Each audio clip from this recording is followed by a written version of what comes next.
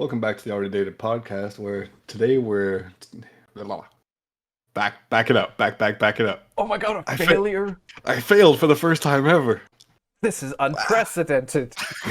I've never failed an intro. Good. Oh, because I wanted to drink water. All right, welcome back to the Already Dated podcast, and today you're gonna get our epic take on the epic fail that is Epic Games.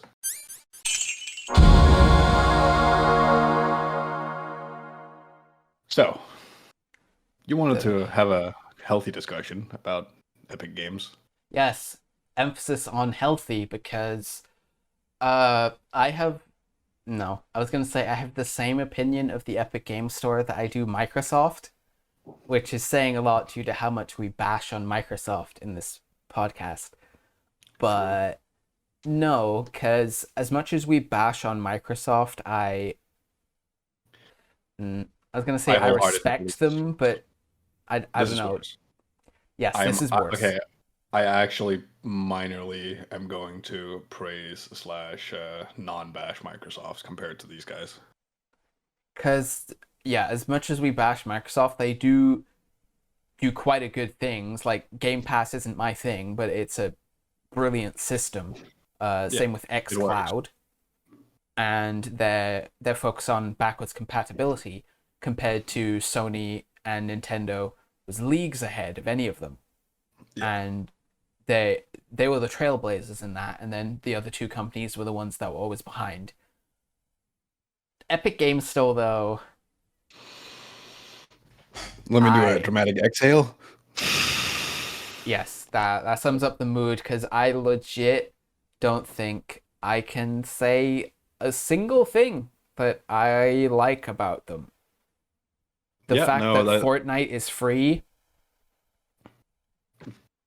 with a billion microtransactions. Yeah, V-Bucks, but that you know they could have charged $60 for it and had all those microtransactions in it. Yeah. But what? That's it. That's the one hollow praise I have. It's so hollow you can hear the echo. They make the Unreal Engine. That's a positive. Sure. The Unreal Engine is a good engine. It's a lot more user friendly and more technically advanced than Unity, but it also leads to incredible amounts of lag spikes on PC through Unreal Engine 4. Oh wait, it led into a negative. No surprise there. Kind of like running. It's kind of like driving your car along a road, and you're like, "Oh my god, bridge up ahead. Bridge is gone." The Google Maps says there's a bridge 5 kilometers ahead, and the bridge was gone 10 years ago. Yes. It just hasn't been updated yet. Speaking of updating, the Epic Game Store, I'll let you get into the specifics of it, but yeah. Okay. Yeah, I got some more nitty gritty TLDR stuff. I could talk for 4 hours about what's wrong with them internally. So TLDR version. There's a main issue being that they're forcing exclusive deals. Yes, which that is my main point of discussion about it as well. It's why I picked this topic, is that specifically them forcing exclusivity. But they're also robbing customers of the opportunity of buying from another store. Yes. And also trying to create a monopoly on PC. Yes. Restricting and preventing other official and competing selling games. Because the precedent that it set, the preamble I'll get into is that basically everyone hated the Epic Game Store when it first came out, but by now, due to like the free games program that they offer each month, people have lessened a lot on it. They think it's fine, but for me personally, it has stayed steady the entire time. They haven't offered anything that has made me want to use them over Steam.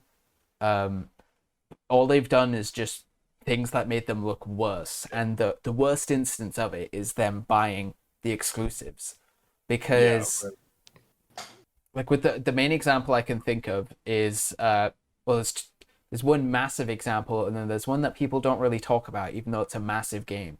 I'll go into that second one first. Hades. Yes. The game Hades. Yes. Everyone loves it. Massive critical darling.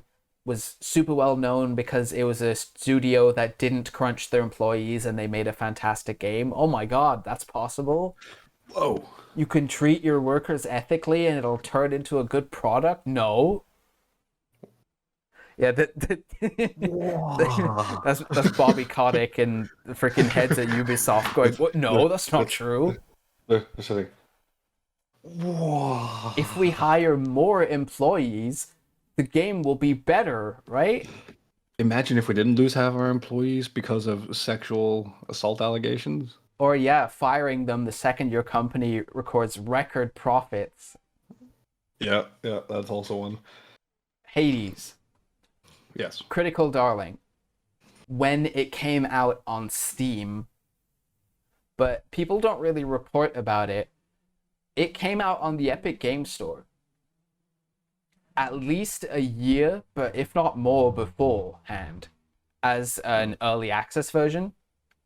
But as far as I know, it was still the pretty core of the game. There were, of course, with early access, it's things to work out. But the game was on there, and no one talked about it. Ever. I legit did not see... I know this is not a good metric for measuring, oh, I didn't see anyone talk about it, ergo it didn't happen. But I follow a lot of gaming YouTubers. I'm in a lot of gaming social circles, like on Reddit and all these different gaming subreddits. No one talked about it. There was one video referencing, oh, there's this game called Hades that's in early access on the Epic Game Store, and that's it. Then suddenly, a year or so later, when it finally comes out on Steam, oh my god, Hades is the greatest video game ever made by a human being. Yeah, I'd never heard of Hades. What? Just to consolidate your point. Like, even now, or at that point? I've heard of it now, yeah, but at that point, at that point. At no point did I ever know what it was. Yeah. While it was there. People were raving on and on about, oh, Hades is such a great game, and I was sitting there really confused, because, like, this game came out a year ago on the Epic Game Store. How did no one talk about it? Yet suddenly now when it's on Steam, everyone talks about it? Because no one cares about it. Because no one plays it. The one positive of the exclusives through the Epic Game Store is apparently the price cut they gave the devs was really damn good. Oh, we'll get into the devs of those games. Yeah, I have more stuff for you guys. Yes. The bigger example that people actually know about is Metro Exodus, which I'm a Metro fan. I'm not like a diehard. I didn't get Exodus because the whole reason I liked Metro is because it was the underground subway stuff, and then Exodus shows off, or you're leaving the subway, and it's like, I don't want that. But from what I heard, Exodus was a good game. Point is, Exodus is being developed for years and years, for like 3 years. The week before the game comes out, the literal week, the publisher announces, oh yeah, we're partnering with the Epic Game Store, and now the game is only on their store. It's not on Steam anymore. Yeah. So all you people who pre-ordered it, you get an Epic Game Store code now. On top of this, I would just like to point out that with them doing this whole monopoly thing, this is also very scummy, that they can price set games on whatever the fuck they want. Yes. Because you can't get them anywhere else. They're like, hey, do you want this game? Pay 60 euros for it. Yeah. And if you don't, well, can't get it anywhere else. Sorry. Which, I mean, we've pointed out the same, I believe, for Steam, in that their foreign pricing is kind of busted. Yeah. Australia? Yes. Like really here in the UK, a game is supposed to be, so $70 is £60. Because AAA games are worth $70 now, because they're worth so much more value. They'll charge £70 here, which is $80. the and they'll conversion rate charge doesn't track. and they'll charge 70 euros here, which is also more expensive than the dollar. Yes. Uh, so some games do it, some games don't. It's a really here and there situation. And to the same extent, Steam can charge whatever they want, but Yeah.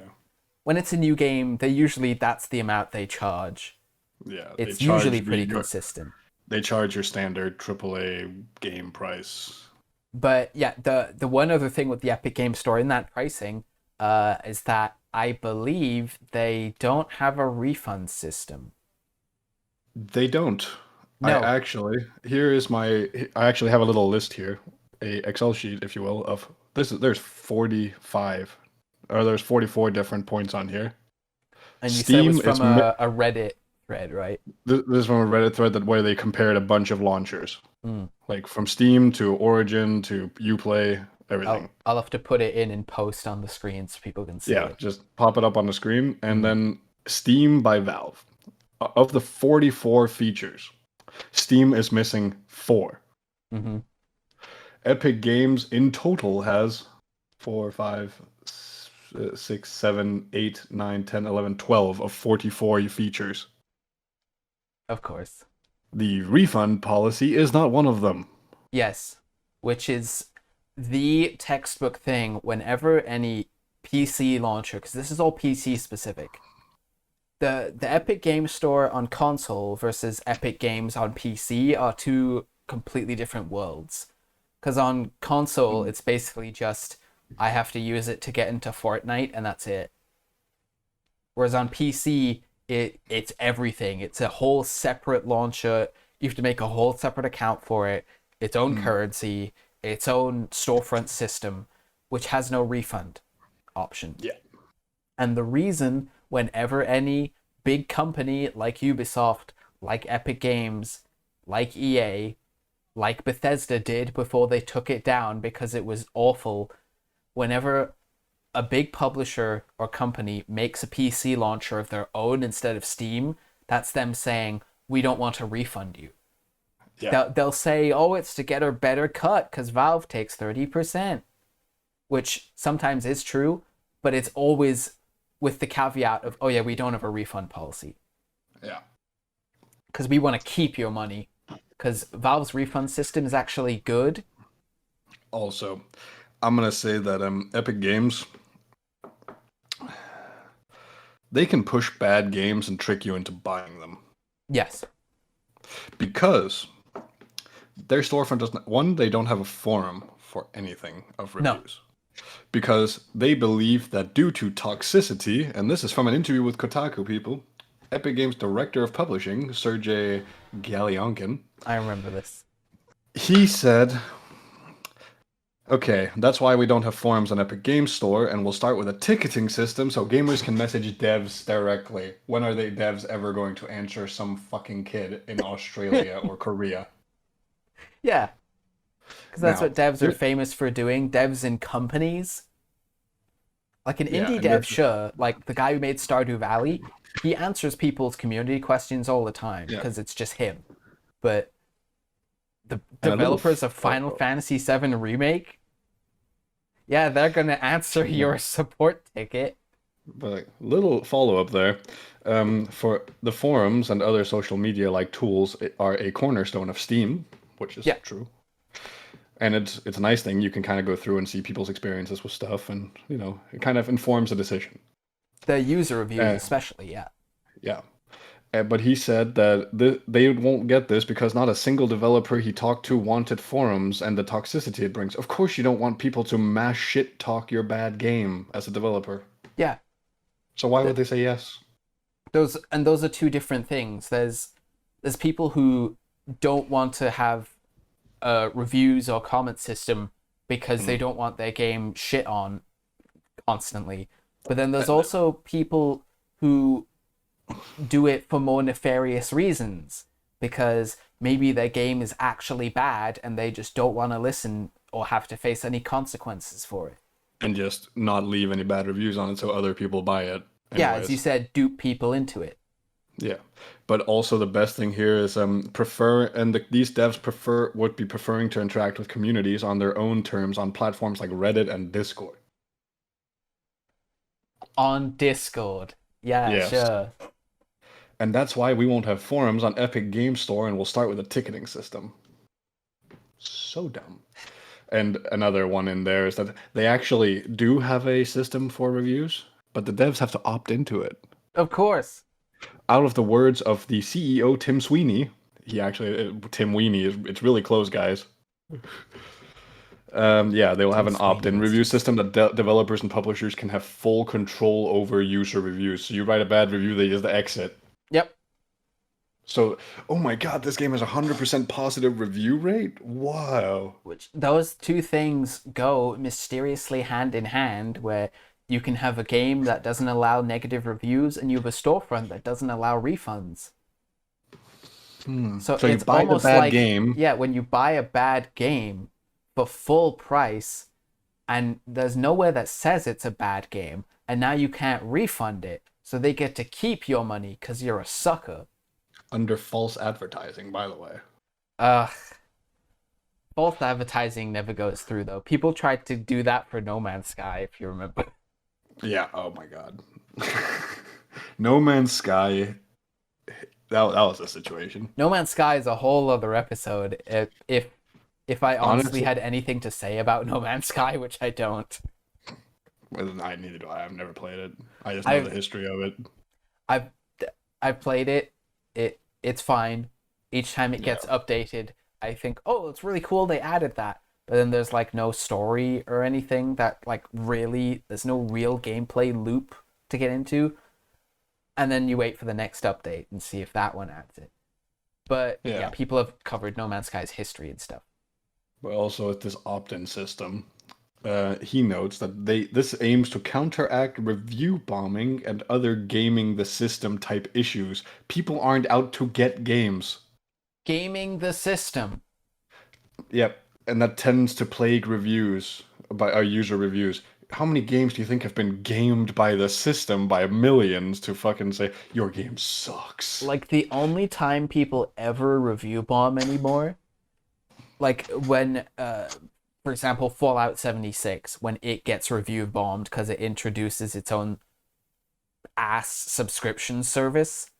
Yeah. When suddenly people review bomb the game, it's because they have nowhere else to have any kind of impact. And because Steam allows it. Because Steam does allow its forum system. Yeah. But then, yeah, everyone will report on it as, oh, gamers are abusing the Bethesda devs. No. But it's like, okay, I also remember a quote I read a long time ago. I don't think this person works at Epic Games anymore. He was like, basically, everyone was like, Epic Games hates PC players. Because they said, oh, any savvy PC player can pirate games, and that takes money away from developers. I'm like, yeah, we can pirate games, but you know how many people don't? Like 95? 95% of people literally, yeah, probably close, like 2% of people pirate games if they can.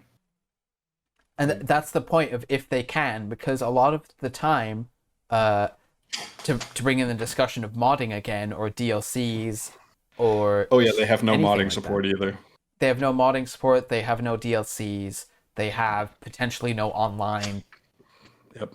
So if it's a single player game with no online system and no DLC, then yeah, a game is usually fine to pirate. But even then, pirating games is just annoying as hell, even in the ones that are done really well.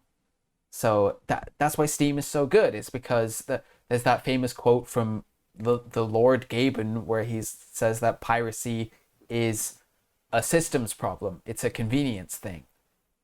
People will pirate something if you make something really annoying to get. And that's why Steam is so big, is because it's not annoying to get games at all. You buy it, it's there, you install it, you play it. Done. And I know, you own it in the sense of, I mean, you don't technically own any digital good. If Steam goes down tomorrow, then all your games are gone. Let's go back to episode 7. Yes. But you still own it, and Yes. th- Actually, there's episode 8 there's for no me. complaint. Like there are complaints about Steam, but in comparison to the Epic Game Store, there's no complaints about Steam. Steam is the golden child compared to Epic Game Store. Yes, I have truly become the PC player I hated 10 years ago.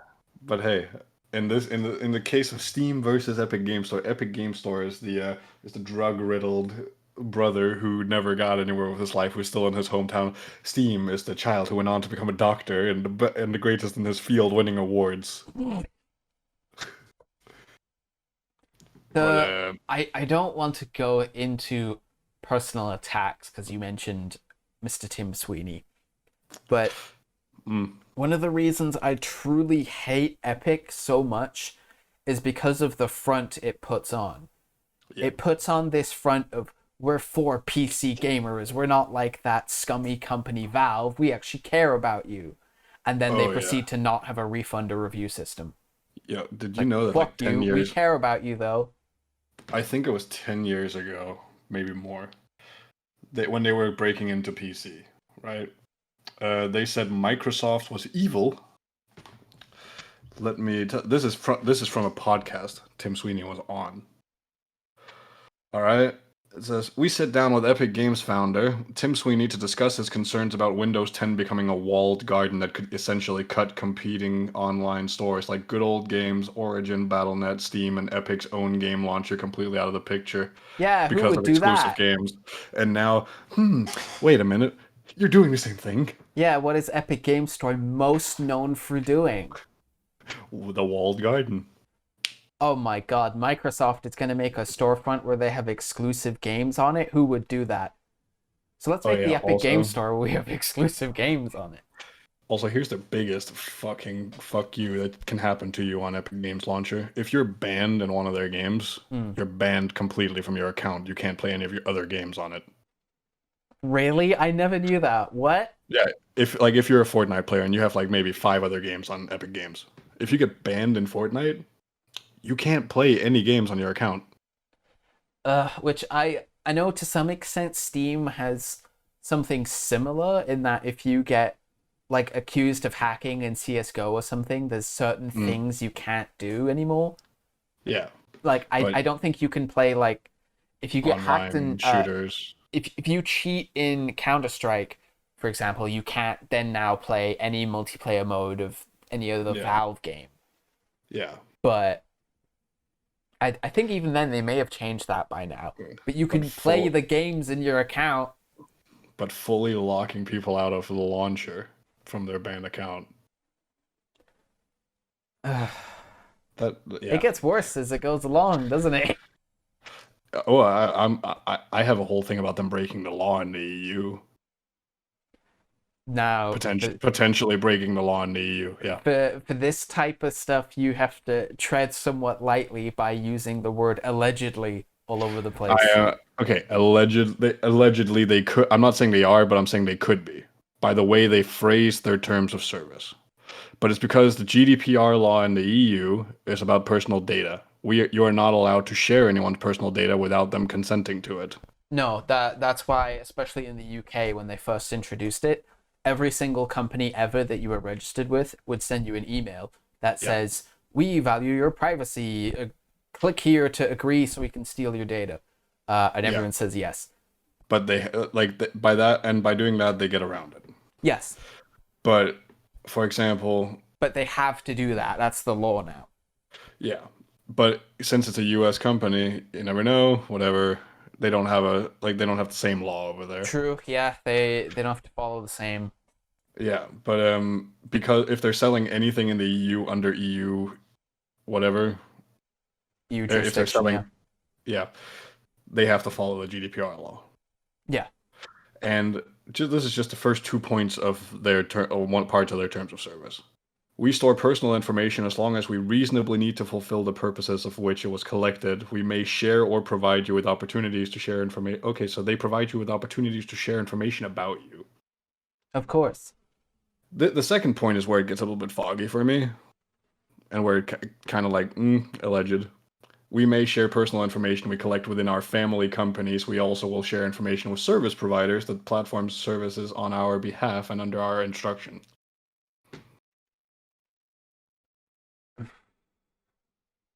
The the thing is, I don't know if it's again officially legally binding, but I remember Yeah. a thing saying that a lot of judges now consider that EULAs in terms of service like that are not legally binding in any way because no one reads them anymore. Yeah. It's too long to read. It's like terms of service. Like you never read a full 200-page terms of service. No, that they make it that long and have all these different terms in it, but then yeah, I don't actually know if it is legally upholdable, which because not sure if you know, we are not lawyers. But did you also know that Epic Games reserves any right to steal your user-generated content Yeah, of made through course. any of their games? That any content you create, generate, or make available through the Epic Games Store shall be UGC hereby grant Epic Games a non-exclusive, fully paid, royalty-free, irrevocable, perpetual, transferable, and sub-licensable license to use, copy, modify, adapt, distribute, prepare, derivate works based on publicly performed, publicly display, make. There's a lot of words. That's almost as bad as Machinima. Literally, they just put a bunch of descriptors, there's commas. It was just like same words. Machinima legit also had that exact same type of thing. We own any content you make, but they went the extra step in that they put we own any content you make in this universe or any other universe. Yeah. So if you Wait, go to way to cross off all your bases there. if you get out of the Milky Way galaxy, then they can still use your content if you make it on a different planet somewhere else in the solar system. Well, Machinima died, so at this point, Yeah. But yes, Epic Games steals your content because they can, and they maybe send stuff off to marketing and advertisement reps because, you know. which to be honest, basically every company does that now. Oh yeah, they also said we also may share certain limited information such as device identifiers with advertisers and other marketing partners for purposes of gauging the effectiveness of advertising and other marketing strategies. We will sell your bank account information to Yeah. to relevant marketing firms. Oh yeah, as part of our internal operations, we may transfer information about you to any jurisdiction where we do business, so the whole world, Yeah, just the whole. because you're on the internet. Uh, I know I just read off a lot of, bibble babble, but it does sound pretty bad when you just kind of hear it like that. yeah, that's another reason why people don't read terms of service because it has stuff like that in it. Yep. It'll go into the nitty gritties of this is why we don't have a refund system. This is why we own all of your content. It might as well have been written by a freaking AI with how all in it goes. Whoa. Okay, this is about the EU. Never mind. Mm. Oh my god, I haven't read this yet. If you are located in the EU or Epic entities located in the EU process your personal information in the EU, then you have the right to restrict or object to our processing of your personal information, GDPR. You have the right to restrict our use of your information. You just can't use it unless we say okay. Yeah. But the right to restrict personal processing arises only in limited circumstances. So only in limited circumstances can you say, no, don't use my info. Of course. And if you think they're processing inaccurate information. And in addition, if we are required to restrict processing, but the requirement is temporary, we may not be permanently obligated to adhere to your request. Mm-hmm. We may not be. We're not obligated to hear you say no. You don't use my info. Of course. That's why whenever there are those GDPR pop-ups or like a cookie pop-up, when you say no, it then takes you to a new window that asks you to specify what are you saying no to. Yeah. Because they want to make it as annoying as possible because they know most people will then We'll just say yes. ask for it, yes, whatever. Yeah, it's just annoying. Bad. But yes, that's all the nitty gritty of that Mm. kind of stuff, and Were that there any it all other sounds bad. points to make? Not really. Like I've pointed out what I think is some of the really bad stuff, Mm. and this is The just because of them just being able to apparently take your info. Where other companies I think are a little bit more level, but all I don't companies. mean in the like the specific terms of service terms, but I just mean in general of the whole Epic Oh Games no. discussion. Not other than the fact that Epic Games literally has no sales ever, no price cuts, and Steam has several vouchers for bundles, percentage off, and they have different price cuts. Mm-hmm. hmm And, scum. Well, the thing is that I'm surprised we haven't really focused on it that much because Epic Games has this is what they've been most known for. Uh, Fortnite, Fort Babel. Fort Yo, guys, are you impressed that we didn't speak about Fortnite for 30 minutes? Fort Fight. Look, that's because It's a shooting game. neither of us play it. It is a team shooter. Fort Boggle. I believe it ripped off of PUBG, Woof. which itself ripped off H1Z1, Yes. which itself ripped off this can. It's just a daisy chain that goes back and Fortnite back. original game. Original idea made by Epic Games. The it's more of a discussion on because this is on the Epic Games store specifically, mainly, And not the games of not the store the itself. games, but they are somewhat related. Microtransactions in Yeah, the masses. the the influence that Fortnite has had on the industry, like Epic Games as a store, has had influence on PC. Ubisoft made Fortnite. their own storefront because now they can't get refunds through Steam. Bethesda tried to do the same. No one used their launcher, so they put their tail between their legs and went back to Steam. Yep. Ubisoft and EA through Origin, and I guess a BattleNet as well. Those Yeah, are the three Activision that has have Battle.net, yeah. stuck. Hmm. Whereas with the Epic Game Store, like it doesn't do the exclusive games as much anymore, but when No. it does do them, it's big games and they don't advertise it at all because they know people will freak out. For example, two Yeah. really big Square Enix games, Kingdom Squeak. Hearts 3 and Final Fantasy VII Remake. They were Epic Game Store PC exclusives. In their launch trailer, they don't mention that anywhere. They go, Kingdom Hearts is finally coming to PC. And then in the very end, in the tiny fine print, Epic Game Store exclusive. And you only notice it when the Steam logo mysteriously doesn't appear anywhere. And then you go look into it further, and then, oh, sucks to be you, it's only on Epic. And usually when you see that Epic Game Store exclusive thing now, that means, okay, I need to wait a year because it's going to come out on Steam a year from now, which Final Fantasy VII did. It's on Steam now, which means they can do their big, massive, whoa, we're launching on PC trailer twice. Yep. They did it for Final Fantasy VII Remake. Whoa, we're on PC now. 1 year later, whoa, we're on Steam now. Now you'll actually buy the game. Did you know that Blizzard has a new IP in the works for their own thing? A brand new IP, no expansions, no sequels to a game. A survival game. And if I know Blizzard, it's going to be more polished than like 99% of survival games out there. Yeah. And then people are going to be like, oh, Blizzard, the new king of survival games. Well, depends. But it is already like they have a team for it. They've put out they almost put out a name for it. Mm.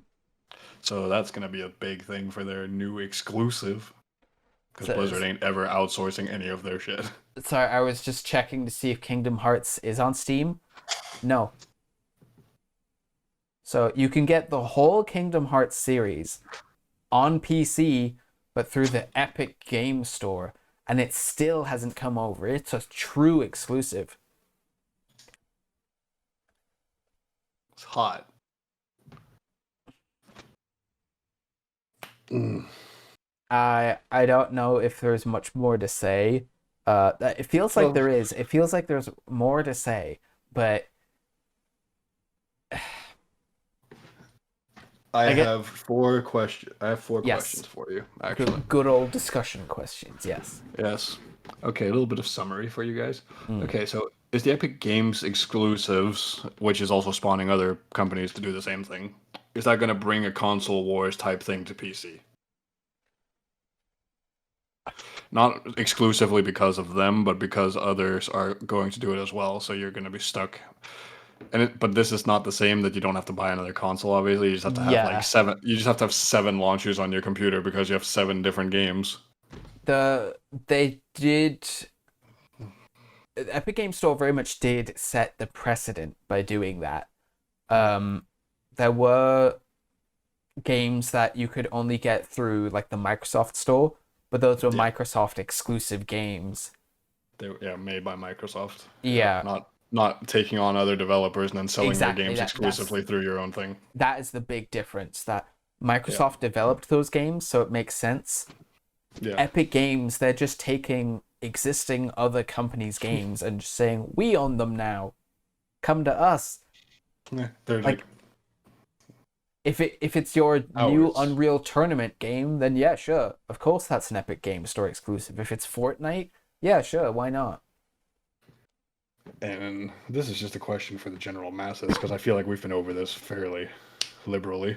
Mm. What are your thoughts on the Epic Game Store and its launcher and their anti-consumerism? Yes, I've got a feeling that, as I alluded to before, many people don't really care that much anymore. Yeah, It because even then PC isn't as big as console games.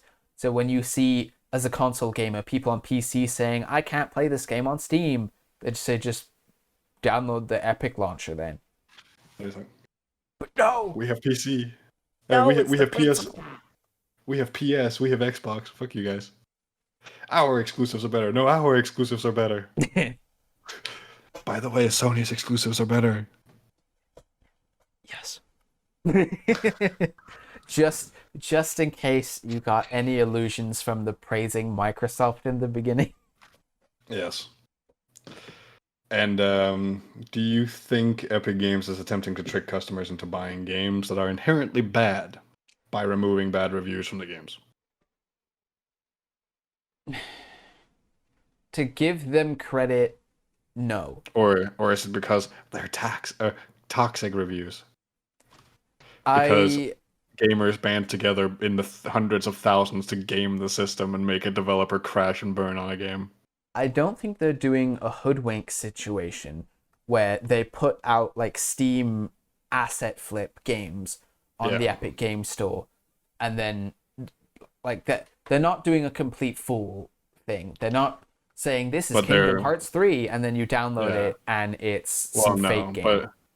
but it's like for developers anyway. It's not technically Epic Games, but the developers going through there. It's like you're allowing all the bad reviews, explaining how people's experiences with your game, like oh bugs here, bugs there. You don't get to read about them in the reviews. You just get to read about the one person who was like, "Game I good." mean, yeah, for more closed off or to put it in a meaner way, thin-skinned developers, Yeah. it's the dream situation because you can put out whatever the hell you want and no one can complain about it and no one can refund it after they've bought it. Yep. So that's You, the dream scenario for someone who wants to put their product out there and wants to be paid for it and not get any refunds for it. I can mostly imagine this from smaller developers who are a Yeah, little bit but more. Because if someone like, Activision put out a game, they're like, well, we have like 12 other entities that make us millions. So, yeah, one flop, who cares? People will still buy it and buy the next game because Activision's name is on it. hmm, the 15 Call of Duty games. I I guess this is a somewhat personal viewpoint, but getting to see even for indie games when on Steam when you see that like very positive Yeah, text that shows people really love this game, that would make me want to pick up a game more. yeah. Instead of you see it on the Epic Game Store and you think, maybe I'll get it. Like when you know the fact that the developers can opt out of bad reviews and stuff, like you're just looking at it and you're like, how much of this is real? Yeah, exactly. So the fact that anyone knows that it's opt-in is just like you're just shooting yourself in the foot because now everyone's gonna look at it and be like, are they hiding bad reviews for this Yeah. game? Are they hiding them? Is it actually a good game? Is it actually worth the price? On Yeah, Steam, it can say mostly positive, but maybe you play it, you still don't actually like the game, but because they have a but refund system, you can you then have actually refund the game. yep. If you've played the game for less than I don't remember 2 hours, 2 hours. which in some games is not a long time to actually experience the game because of No. intros. But their refund policy is spanking if you do return the game within that time frame. Yeah. There's So been plenty of games that I've refunded through Steam's same. refund system, and not for the scummy way that some people can do, Yeah, where you buy an indie game that is less than 2 hours, and you play the whole thing and you refund it, because yeah. that not that rubbish, but in the sense of a game I thought I would like, I didn't, so I refunded it. If I bought I it think through I've the Epic Game refunded. Store, Yep, sucks stuck to be with it. you. But I think I've refunded about 5 games through Steam because I played them and I was like, not for me. Gave them Mm. about an hour and a half of playtime and then moved on. My most notable one was the Surge, the Mm, sci-fi Dark Souls game, yeah, because I saw some reviews saying, "Oh, the combat's pretty good," and then I tried it and I was like, "This combat, I hate it," so I refunded it. But but you also have to think like, even though there's a wave of positive reviews, any game experience that you have is personal opinion. yes, What 90% of people might find amazing, you might be like, why? yeah, exactly. Everything in the world is personal opinion. You're allowed to have an opinion, even if that opinion is wrong. It's all subjective opinion, yeah, and to Yeah. some extent, even this whole Epic Game Store debate is subjective opinion because what we Yep. consider points that are bad, uh, like with the whole devs shutting off reviews thing, that could be twisted into a positive. Because I wouldn't be surprised if there is at least one dev who was absolutely miserable through publishing their game on Steam because it was a Mm, good game, but it just got a bunch of people shitting on it for no reason. yeah. And you can say all sorts of points of like, oh, just don't read the reviews. Yeah. That's the equivalent of saying don't be sad to someone who's sad. It's not possible. You can say don't read the reviews, but when you make something and you publish it out there, whether you're a vain person or not, you'll get curious and you'll look, Yeah. especially when it's negative, because then it'll sink into your brain and you'll think, is anyone else leaving negative things? And you go check. And But final question for me. What are people's thoughts on their alleged scummy practices? yeah, that's Alleged in all caps. alleged. Yes, that's the emphasis on it. I guess in general, just what are your thoughts on the Epic Games Store as a PC store? Yeah. Did it set the precedent, like we said? Did it influence things like Ubisoft or Bethesda? Do you think it set a bad precedent? Do you think them disabling reviews or having no refund system is actually a positive? Do you think people don't complain about the Epic Game Store as much as they should be? Or do you think it was way overblown and it's fine because they give you free games? Or what are your thoughts on Yeah. Let us know. We were quite interested. it? Hmm. We always like to And hear an opinion not of our own. yes, exactly, because different opinions make things interesting. You could roll a d20 and have 20 different opinions on one thing. And Or so, rather, thank you or very a much coin. Good, for bad. watching this episode. Thank you. We'll see you in the next one. See you in the next one.